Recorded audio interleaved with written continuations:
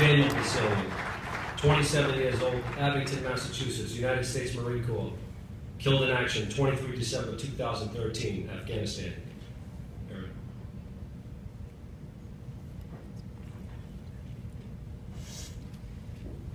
Within days of finding out my husband was killed, Dan and Steve showed up at my house, offering their support, sharing their own stories with me and my family, and of course ending with a beer and a toast to the ones we had lost. Since that day, I have met so many other amazing people who without I don't know where I would be right now. This room is filled with inspiration to carry on the legacies of our heroes, strength to not move on, but to move forward, and hope for a brighter future. To Mass Fallen Heroes, Dan, Chris, Greg, everyone on your team, thank you for honoring my husband and all of our fallen on a daily basis. Making sure no one is ever forgotten, for working so hard to bring your beautiful vision of this memorial to life, for giving us a place to go, to remember, to share stories. Your unwavering support and services in all that you do gives me great pride to be from Massachusetts. Most of all, thank you for bringing Gold Star families together so that we are never alone on this journey. I have formed bonds and friendships that have saved my life while coping with the loss of my husband's. Chris Lazard told me that I could either come up here and pull a Courtney Love and yell and scream and go crazy at all of you, or I could speak from my heart and pretend I was talking to Danny in the crowd. Knowing my husband now, he wouldn't be in the crowd. He'd be late for dinner and cracking jokes at the bar. Coors Light in his hand. So having said that, save you all my breakdown, I chose Danny tonight. So being in the military, as a wife, you write a lot of letters, and that's your communication when they're deployed and online. Thankfully these days you get to talk, so I chose to write him a letter tonight.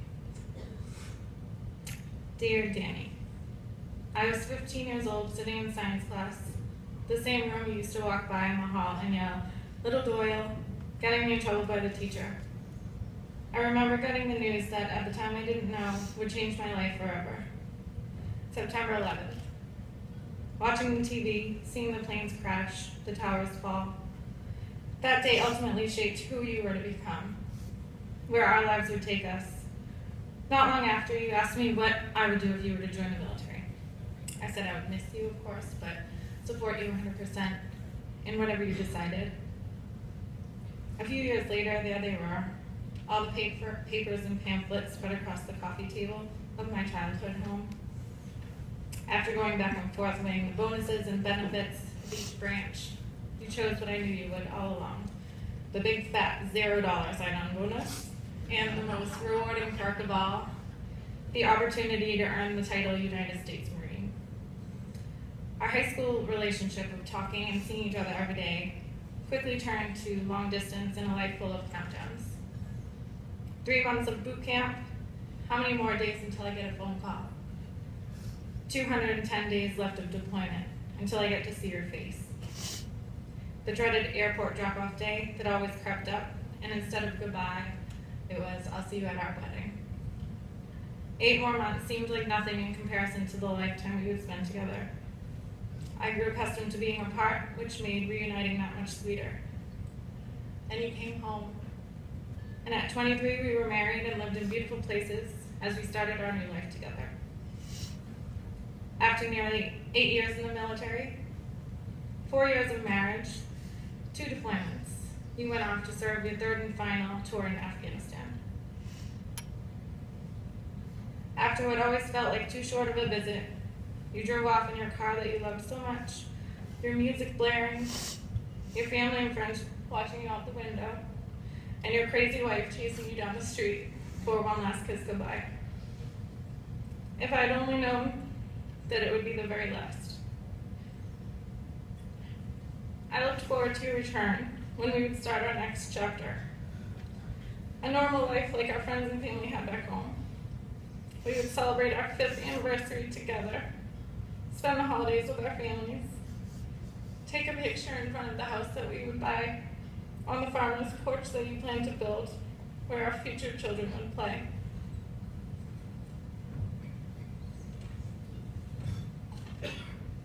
Military life changes everything, though what would happen if became a normal part of conversation.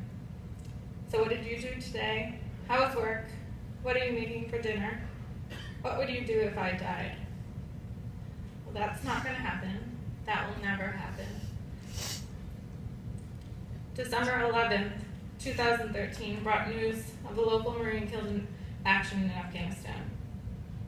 His picture flashed across the television, a young, handsome, blue-eyed, smiling Marine.